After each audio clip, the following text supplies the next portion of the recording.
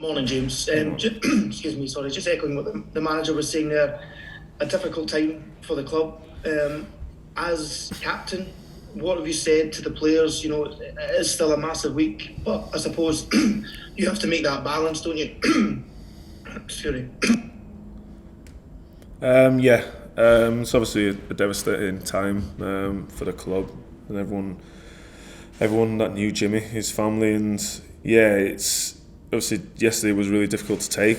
We all took to our own to obviously to mourn Jimmy.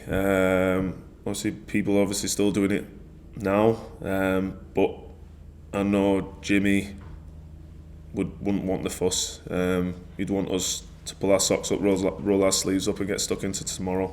And even in training today, that was him, the standard that he set. So it's about just getting around the lads today, making sure we have a really good session, and which I know we will.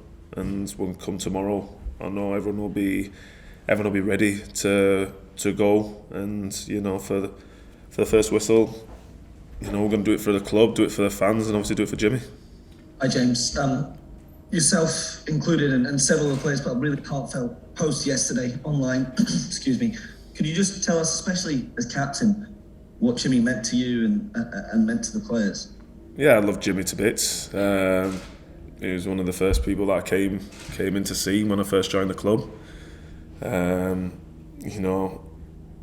remember the first time I met him, I asked him for the number 2, and he gave us some stick for me even asking him. We've created such a special relationship over the years, so it's really hard to take.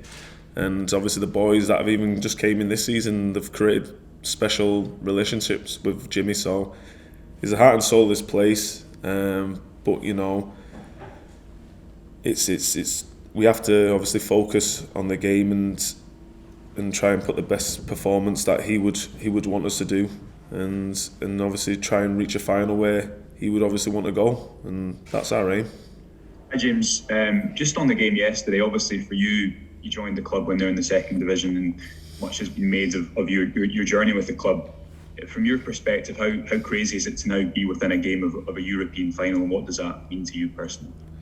Yeah, personally it means a lot, because it has been a journey, but it's been the journey that it's been expected. We've always tried to improve each year, from the board all the way down to players, to youth. We're trying to improve, trying to get better, make the place around us better, and we want to be in these competitions and do really well with it.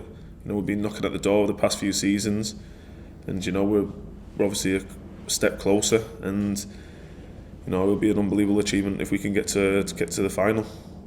Hi James, how are you? Okay. You okay? How much do the players need to be nervous ahead of this game, because it's such a big game, 90 minutes away from a European final? How much excited? How much? I guess I'm asking sort of for the feelings of the players and what you need to have inside you to get over the line. I think that'll be maybe a little bit of nerves, but we're playing at home in front of our 50,000 fans. It's another good team that's going to get put in front of us, another team of 11 players. So I think the boys will soak it up. We know the fans will be right behind us, and that's what we'll want and that's what we'll need. And all we can do is give it our best and give it our all and leave everything on that pitch and have no regrets. And if we do that, then we've got every fighting chance to get ourselves into a final. Morning, James. I'm just wondering what you're expecting from Leipzig. It's a difficult scoreline for them, isn't it? And do you think it's going to be some atmosphere, you'd imagine, tomorrow night? Do you think that can affect them? I hope so. I hope our atmosphere can affect him. And he's seen obviously the brag again. We got an early goal, and that really kicked us on. So we obviously would like to replicate it, get an early goal, and really get after him. But I've seen really good teams come to Ibrox and struggle sometimes. So I hope that is the case tomorrow night. And we as a team, we've just got to make it as hard as possible and try and do everything possible to get the result and obviously limit their chances, because we obviously know they're going to be a threat. But yeah, we just got to try and do everything possible. Hi James, I was hoping I could ask another question about Jimmy.